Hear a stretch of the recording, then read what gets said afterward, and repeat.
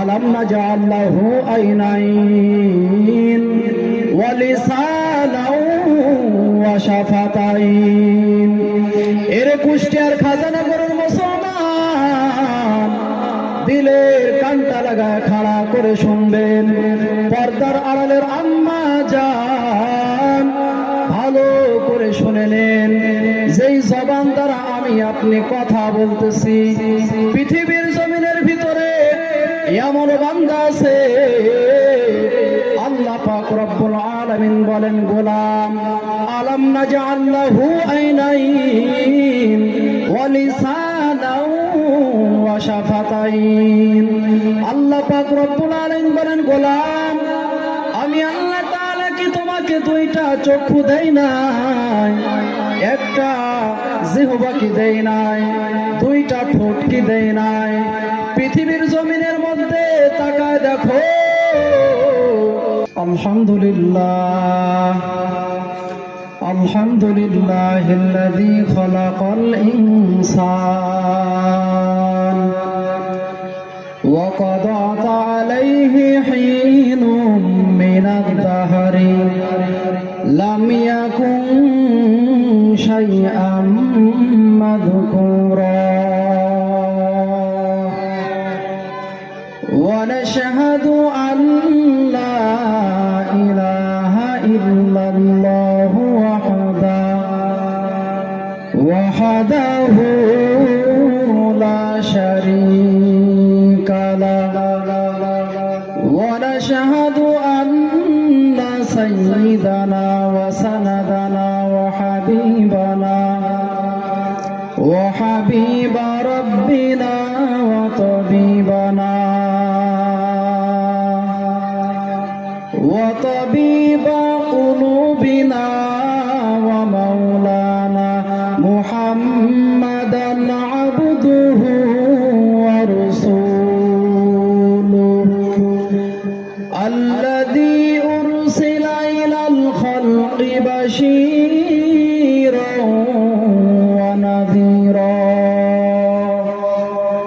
ওয়া দাঈয়ান ইলাল্লাহি বিইজনিহি ওয়া সিরাজাম মুনীরা। আম্মা বা'দু ফাআউযু বিল্লাহি মিনাশ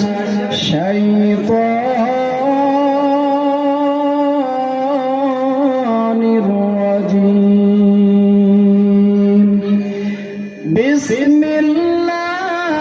বিসমিল্লাহির রহমানির রহিম।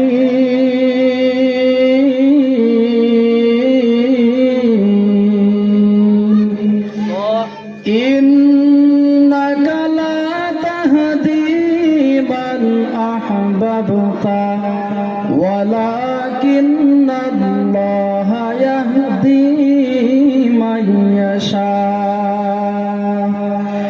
ওয়া হুয়া আ'লামু বিল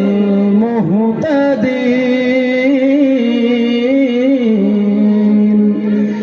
সাদাকাল্লাহুল মাওলানাল আযীম ওয়া সাদাকা রাসূলুহুন নাবিয়ুল কারীম।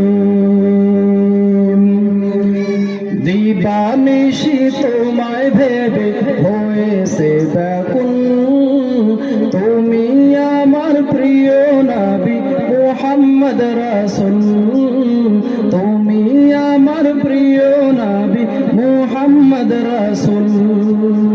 তোমার নামে দুরূদ পড়ে এই ধরনী কুল, তুমি আমার প্রিয় নবী মুহাম্মদ রাসূল, তুমি আমার প্রিয় নবী মুহাম্মদ রাসূল।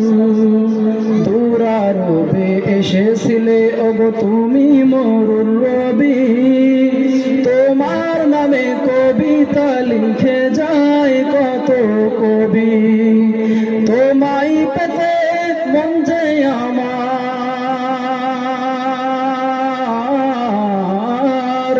তোমায় পেতে মন যে আমার দিওয়ানা ব্যাকুল, তুমি আমার প্রিয় প্রিয় নবী মুহাম্মদ রাসূল, তুমি আমার প্রিয় নবী মুহাম্মদ রাসূল। নবীজির প্রতি ভালোবাসা আমাদের আছে না নাই? যদি ভালোবাসা থেকে থাকে আমরা সকলে জবান ছেড়ে একবার, যারা এখানে বুবা আছে তারা, তাদের দরকার নাই। আল্লাহ পাক যাদের জবান এখনো চালু রেখেছেন, আমরা সকলে উচ্চ আওয়াজে উচ্চ কণ্ঠে একবার নবীজির প্রতি ভালোবাসা রেখে নামাজের ভিতরে যে দরুদ বলা হয় ওই দরুদ সকলে পড়ি। আল্লাহুম্মা সাল্লি আলা মুহাম্মাদ ওয়া আলা আলি মুহাম্মাদ কামা সাল্লাইতা আলা ইব্রাহিম ওয়া আলা আলি ইব্রাহিম ইন্নাকা হামিদুম মাজিদ। আল্লাহুম্মা বারিক আলা মুহাম্মাদ ওয়া আলা আলি মুহাম্মাদ কামা বারাকতা আলা ইব্রাহিম ওয়া আলা আলি ইব্রাহিম ইন্নাকা হামিদুম মাজিদ। কুষ্টিয়ার খাজানগরের মুসলমান, আমি জানতে চাই যে জবান দিয়ে আমি আপনি কথা বলতেছি, এই জবান যিনি দিয়েছেন বলেন তিনি কে? ওই আল্লাহ পাক রব্বুল আলামিন বলেন, আলাম নাজআল লাহু আইনাইন ওয়া লিসানাও ওয়া শাফাতাইন। এর কুষ্টিয়ার খাজানগরের মুসলমান, দিলের কানটা লাগায় খাড়া করে শুনবেন, পর্দার আড়ালের আম্মা জান ভালো করে শুনে নেন। যেই জবান দ্বারা আমি আপনি কথা বলতেছি, পৃথিবীর জমিনের ভিতরে এমন বান্দা আছে আল্লাহ পাক রব্বুল আলামিন বলেন, গোলাম আলাম নাজআল লাহু আইনাইন ওয়া লিসানাও ওয়া শাফাতাইন। আল্লাহ পাক রব্বুল আলামিন বলেন, গোলাম আমি আল্লাহ তাআলা কি তোমাকে দুইটা চক্ষু দেই নাই, একটা জিহ্বা কি দেই নাই, দুইটা ঠোঁট কি দেই নাই? পৃথিবীর জমিনের মধ্যে তাকায় দেখো, এই জমিনের মধ্যে আপনার আমার মতো দুই ঠোঁটওয়ালা, আপনার আমার মতো একটা জবানওয়ালা জিহ্বাওয়ালা ব্যক্তি পৃথিবীর জমিনের মধ্যে আছে, কিন্তু ওই বান্দার ভিতরে কোনো কথার ভিতরে কোনো আওয়াজ নাই, শব্দ হয় না। বলেন আছে না নাই? এর খাজানগরের মুসলমান, পৃথিবীর জমিনের ভিতরে আল্লাহ পাক রব্বুল আলামিন ডেকে বলেন, গোলাম আমি আল্লাহর দেওয়া জবান দ্বারা তুমি যদি নেতার প্রশংসা করে নাও, তোমার নেতা বড় খুশি হইয়া যায়। আমি আল্লাহর জবান দিয়া যদি বান্দা তুমি মাকে একবার মা বলিয়া ডাক দাও, আম্মা জানের কলিজা ঠান্ডা হয়ে যায়। আমি আল্লাহর দেওয়া জবান দ্বারা যদি আব্বুকে আব্বু বলিয়া ডাক দাও, তোমার আব্বুর কলিজা ঠান্ডা হয়ে যায়। আমার আল্লাহ ডেকে বলে, গোলাম রে আমি আল্লাহর জবান দ্বারা একবার যদি তুমি আমি আল্লাহকে আল্লাহ বলিয়া ডাক দাও, আমি আল্লাহর কুদরতি কলিজা ঠান্ডা হয়ে যায়। লা ইলাহা ইল্লাল্লাহ, লা ইলাহা ইল্লাল্লাহ। ও নাম নিলে যাবে বিরহের জ্বালা, গলেতে পরে সে নামের মালা। ও নামের তুলনা মেলে না, মেলে না। ও নামের তুলনা হবে না, হবে না। তুলনা নাই, নাই, নাই। এসো না আল্লাহর নামে গান গায়, এসো না মনো প্রাণ জোড়ায়। আল্লাহু আকবার বলো, আল্লাহু আকবার, আল্লাহু আকবার বলো, আল্লাহু আকবার। লা ইলাহা ইল্লাল্লাহ। তোমার নামে গাছের ডালে পাখির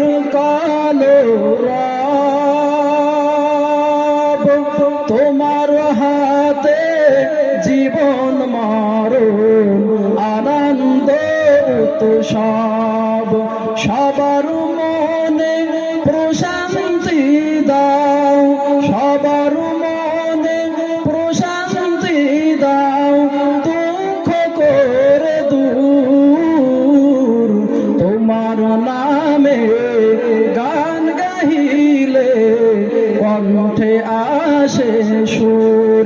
লা ইলাহা ইল্লাল্লাহ, আল্লাহ মাবুদ প্রভু আমাদের, রাসূল আরবি নেতা আমাদের। কথা বলেন ঠিক কিনা? রাসূল আরবি নেতা আমাদের, কুলে মাখলুক ভাই আমাদের, কণ্ঠে মোদের একই কালেমা জোরে লা ইলাহা ইল্লাল্লাহ, লা ইলাহা ইল্লাল্লাহ মুহাম্মাদুর রাসূলুল্লাহ। সুবহানাকা লা ইলমা লানা ইল্লা মা আল্লামতানা ইন্নাকা আনতাল আলিমুল হাকীম। আল্লাহুম্মা জিদনা ওয়া লা তানকুসনা ওয়া আকরিমনা ওয়া লা তুহিনা। রব্বি আন্নী মাগলুবুন ফান্তাসির। সকলে জবান ছেড়ে একবার বলেন আল্লাহুম্মা আমিন। যদি কথা দাও বন্ধু দিনের পথে দৃঢ় থাকবে, কথা দাও দিন কায়েমের অগ্রণী ভূমিকা রাখবে, তবে তোমাদের কুরআন শোনাবো,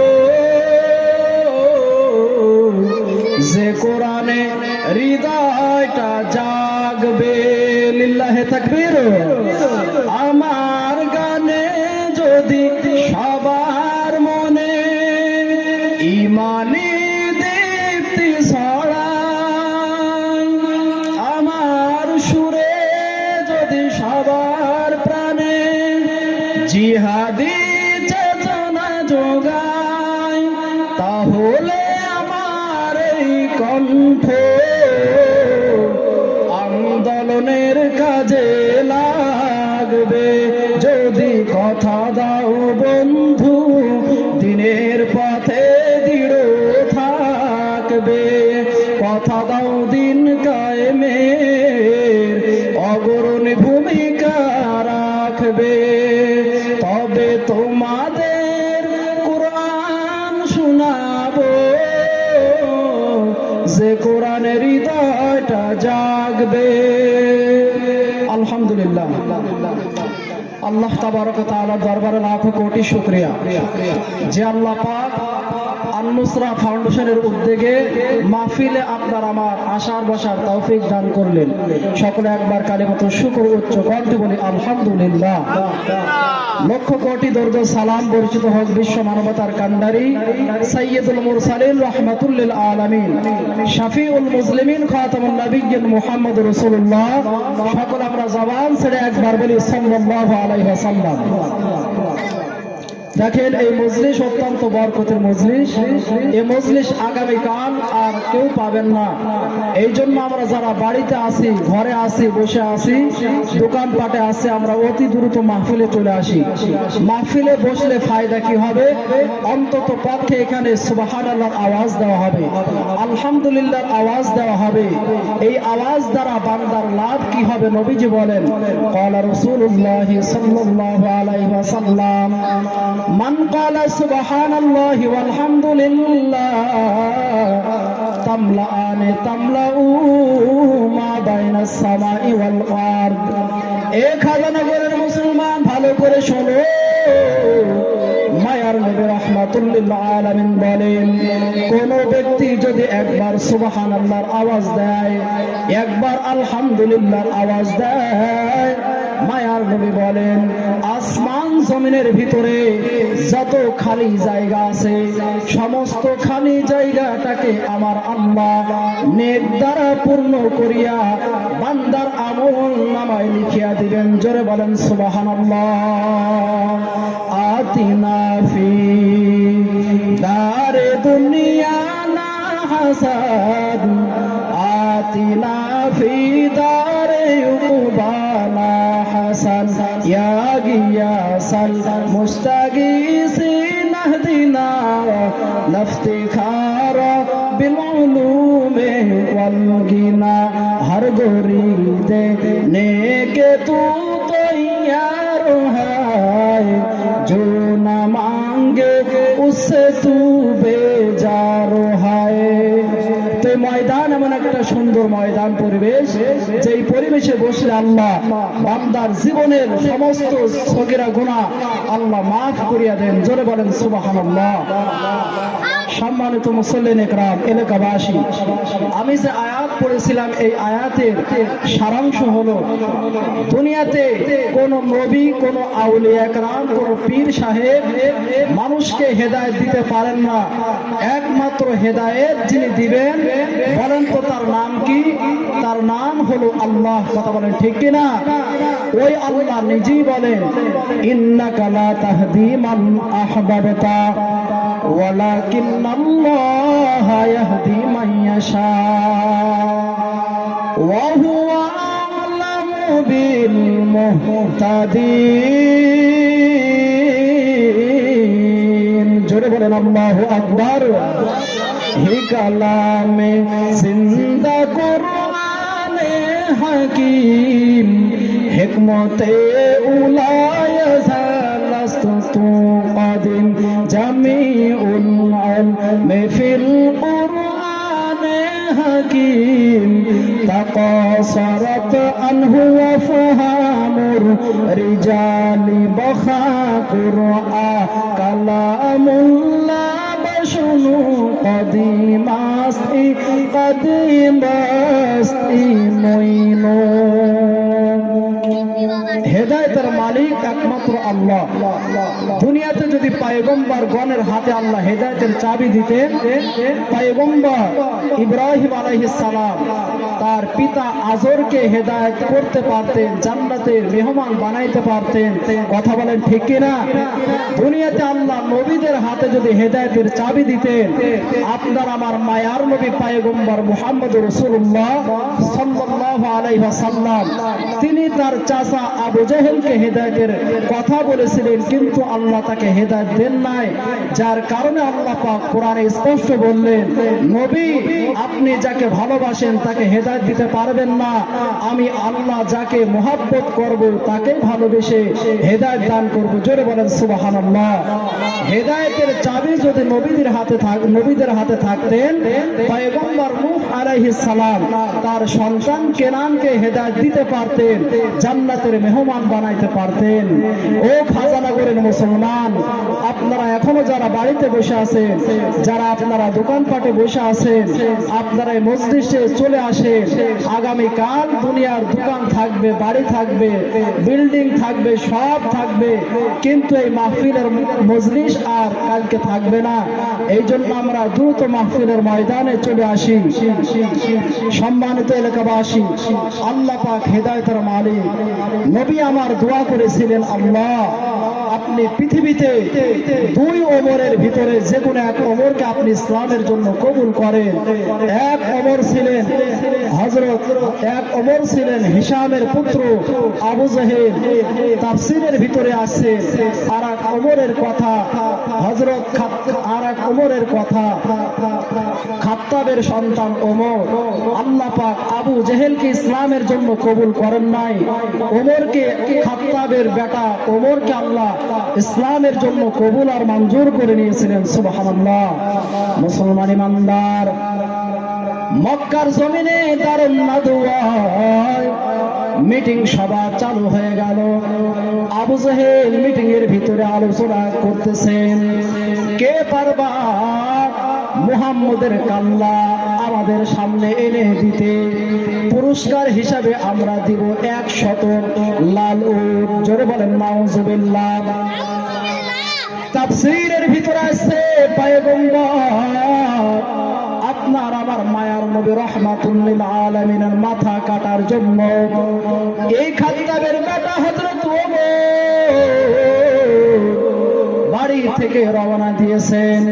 পথিমধ্যে দেখা যায় হযরত সাদ ইবনে আবু ওয়াক্কাসের সাথে দেখা হয়ে গেল।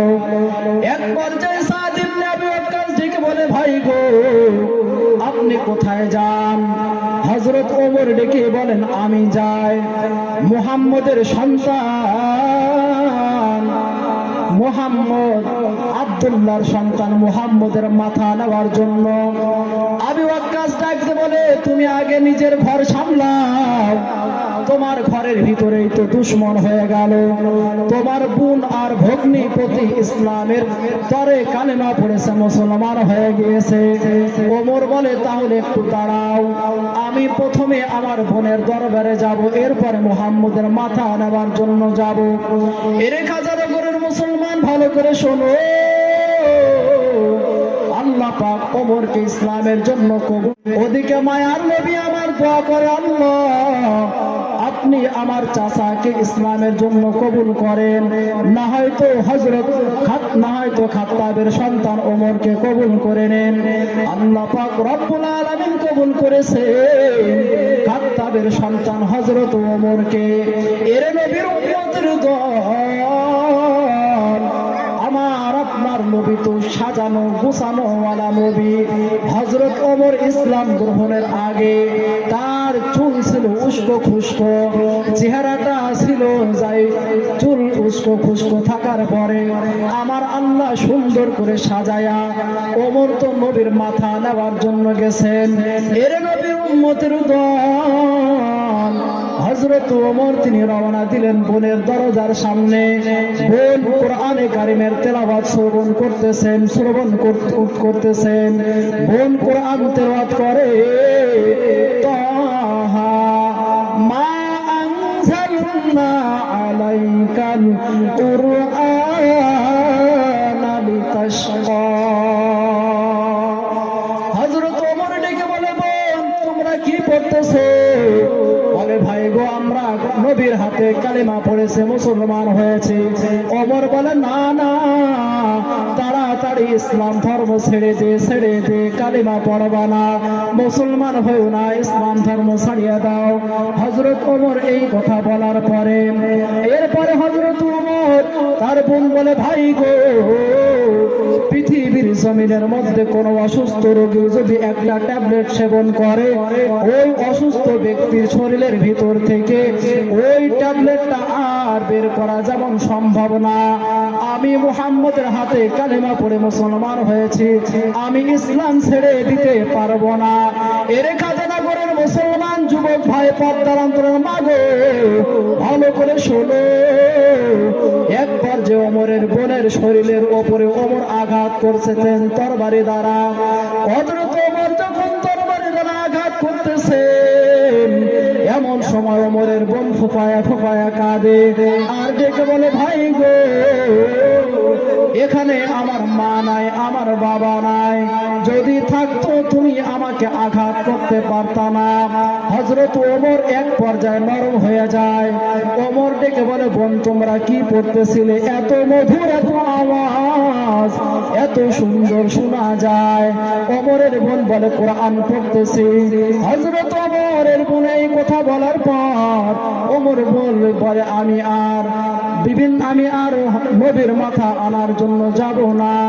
যেই ব্যক্তি তোদেরকে কোরআন শিখাইছে আমি তার কাছে যাব।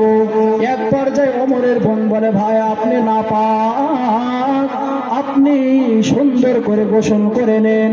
ভাইজান গোসল করে পবিত্র হয়ে যান। এক পর্যায়ে হযরত ওমরের বোন ওমরকে গোসল করাইয়া নবীর দরবার নিয়ে গেলেন। সাহাবায়ে কেরাম দেখলেন ওমর আসতেছে, নবীকে আওয়াজ দেওয়ার পর বলেন, ও সাহাবায়ে কেরাম বাধা দিও না, ওমরকে আসতে দাও। আজ ওমর সে এখানে আমাকে আমাকে মারার জন্য আসবে না, সে নিজে মরার জন্য আসবে। ওমর ডেকে বলে, পয়গম্বর ভুল করেছে, মাফ করে দেন। ও নবী আমার, ক্ষমা করে দেন, ইসলামের ছায়া তলে আমাকে জায়গা করে নেন। ওমর এক পর্যায়ে ইসলামের ছায়া তলে চলে আসে, কালেমা পড়ে মুসলমান হয়ে যায়। সুবহানাল্লাহ। তাহলে হেদায়েতের চাবি আল্লাহর কাছে। আল্লাহ যাকে ইচ্ছা হেদায়েত দিবেন। আল্লাহ পাক খাত্তাবের সন্তান ওমরকে পছন্দ করেছেন, হেদায়েত দিয়েছেন। পর্দার আড়ালের মা ও বোনেরা, আজ বর্তমান সমাজে দেখা যায় আপনার আমার মা বোনেরা বেপর্দায় চলে, পর্দার কোনো ধার ধারে না। খাজানগরের মুসলমান, আল্লাহ পাকের আদালত বড় কঠিন আদালত হবে, হাসরের ময়দান বড় কঠিন হবে। যেই এমন কঠিন ময়দান হবে, যেই কঠিন ময়দানে আপনার আমার নবী রব্বি হাবলি উম্মতি বলতে থাকবে, কিন্তু বাদ বাকি যত নবী আছে ওই সমস্ত নবীরা নাফসি নাফসি বলবে। পয়গম্বর আদম আলাইহিস সালাম তার উম্মতেরা যাবে, যাওয়ার পর ডেকে বলবেন, পয়গম্বর আল্লাহর দরবারে আমাদের জন্য একটু সুপারিশ করেন। তখন পয়গম্বর আদম নবী বলবে, নাফসি নাফসি। আবার পয়গম্বর ঈসা রূহুল্লাহ উম্মতেরা গিয়ে বলবেন, পয়গম্বর আল্লাহর আদালতে সুপারিশ করেন, বলবে নাফসি নাফসি। এক পর্যায়ে সবাই নাফসি নাফসি বলবেন। হাসরের ময়দান, একদিকে সূর্যের গরম, অপর দিকে জাহান্নামের গরম, অপর দিকে জাহান্নাম আবার ডাক দিবেন, আল্লাহ হালমিন মাজিদ, ও আল্লাহ গুনাহগার বান্দাকে আমার ভিতরে দাও, আমি ভক্ষণ করব। মুসলমান ইমানদার, হাসরের ময়দানটা কঠিন ময়দান হবে। আপনার আমার মায়ার নবী রাহমাতুল লিল আলামিন হাসরের ময়দানেও আপনাকে আমাকে ভুলবেন না। নবী আমার হাসরের ময়দানে এক পর্যায়ে নবী বলতে থাকবেন, রব্বি হাবলি উম্মতি, রব্বি হাবলি উম্মতি। নবী নবী করে আর কত কাল আমি কাঁদব, নবী নবী করে আর কত কাল আমি কাঁদব, নবী নবী করে আর কত কাল আমি কাঁদব। আপন নয়নে কবে জানি, আপন নয়নে কবে জানি প্রিয় নবীকে আমি দেখব, নবী নবী করে আর কত কাল আমি কাঁদব। এই কান্দনে কবে জানি হবে সমাধি, কেঁদে কেঁদে বুকের মাঝে হয়েছে নদী, সেই নদী কেঁদে বলে সাগর বানাবো, নবী নবী করে আর কত কাল আমি কাঁদব, নবী নবী করে আর কত কাল আমি কাঁদব। পয়গম্বর হাসরের ময়দানে আপনাকে আমাকে ভুলবেন না। এরে খাজানগরের মুসলমান, পর্দার অন্তরের মাগো, ভালো করিয়া দিলের গানটা লাগায় শোনো মা। আজ আপনার স্বামী তো ফেরাউনের মতো অত বড় গাদ্দার না। আপনি নামাজ আদায় করলে আপনার স্বামী বাধা দেয় না, আপনি নামাজ আদায় করলে বাধা দেয় না, আপনি রোজা রাখলে আপনার স্বামী বাধা দেয় না। ও পর্দার অন্তরের মাগো, আপনি রোজা রাখলে বাধা দেয় না, পর্দা করলে করলে বাধা দেয় না। কিন্তু তৎকালীন জামানার কথা, ফেরাউনের কথা সকলে জানে। ফেরাউনের বিবি ছিল আসিয়া। আসিয়া নামাজ পড়তো, ফেরাউন বাধা দিত। আসিয়া আল্লাহ বলে স্বীকার করত, ফেরাউন বাধা দিত। আসিয়া আল্লাহ পাকের একত্ববাদের স্বীকার করত, বাধা দিত। এমন আঘাত, এমন আঘাত, শরীরটা জর্জরিত হইয়া যাইত। কিন্তু খাদানগরের মুসলমান, পর্দার অন্তর আলারের আম্মা জায়েরা আজ থেকেই প্রস্তুতি গ্রহণ করেন। সামনে আসতেছে রমজান মাস। এই রমজান মাসটা আল্লাহর ইবাদতে যেন কেটে যায়। ও মুসলমান ইমানদার, পর্দার অন্তরের মা গো, ও মা, আজ আমি আপনি নামাজ আদায় করলে, ও পর্দার অন্তর আম্মা জান, আপনি রোজা রাখলে আপনার স্বামী বাধা দেয় না, আপনি হজ করলে আপনার স্বামী বাধা দিবে না। কিন্তু ফেরাউনের স্ত্রী আসিয়া এত কষ্ট স্বীকার করেছিল একমাত্র আল্লাহকে পাওয়ার জন্য, জাহান্নাম থেকে বাঁচার জন্য, আল্লাহর দিদার লাভ করার জন্য। এই আসিয়া চোখের পানি ছেড়ে কান্নাকাটি করেছিল। ফেরাউনের ঘরে বিছানা অভাব ছিল না, তোষকের অভাব ছিল না, টাকার অভাব ছিল না, খাওয়ার অভাব ছিল না, পড়ার কোনো অভাব ছিল না। কিন্তু ফেরাউন আসিয়াকে বড় কষ্ট দিয়েছিল। আসিয়ার মরণ কালেও বড় কষ্ট হয়েছিল। এক পর্যায়ে আসিয়া এমন ভাবে মরণ হয়েছে, বড় কষ্ট হওয়ার পরও আসিয়া ডেকে বলে, দয়ার আল্লাহ, আমি তো মরেই যাব, তবে আপনার নিকটে আমার জন্য জান্নাতে একটা বাড়ি আপনি বানায় দিয়েন। সুবহানাল্লাহ। তাহলে আসিয়া তিনি এত পরিমাণ কষ্ট সহ্য করেছিলেন কেন? বলে জান্নাত পাওয়ার জন্য। জান্নাত আপনার আমার দরকার আছে না নাই? যদি দরকার থেকে থাকে তাহলে নামাজ পড়তে হবে, রোজা রাখতে হবে, পর্দার আড়ালের মা বোনেরা নামাজ আদায় করতে হবে, পর্দায় থাকতে হবে, স্বামীর খেদমত করতে হবে, সন্তানের হেফাজতের দায়িত্ব জিম্মা নিতে হবে, সন্তান যেন বেয়াদব না হয়ে যায়, সন্তান যেন আদবওয়ালা হয়, সেই দিকে আপনার আমার খেয়াল থাকতে হবে।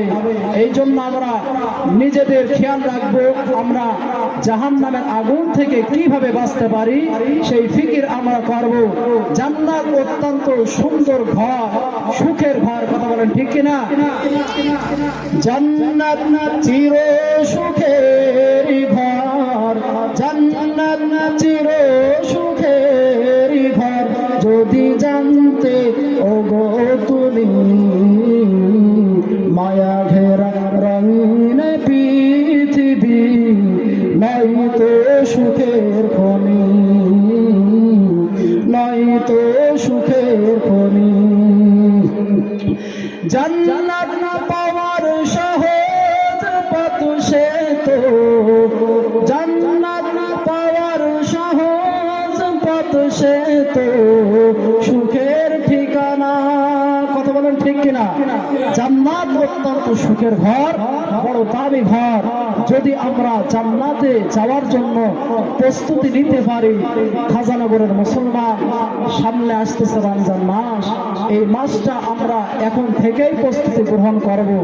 আল্লাহ পাক আমাদের তৌফিক দান করেন। সকলে আমরা জবান ছেড়ে বলি।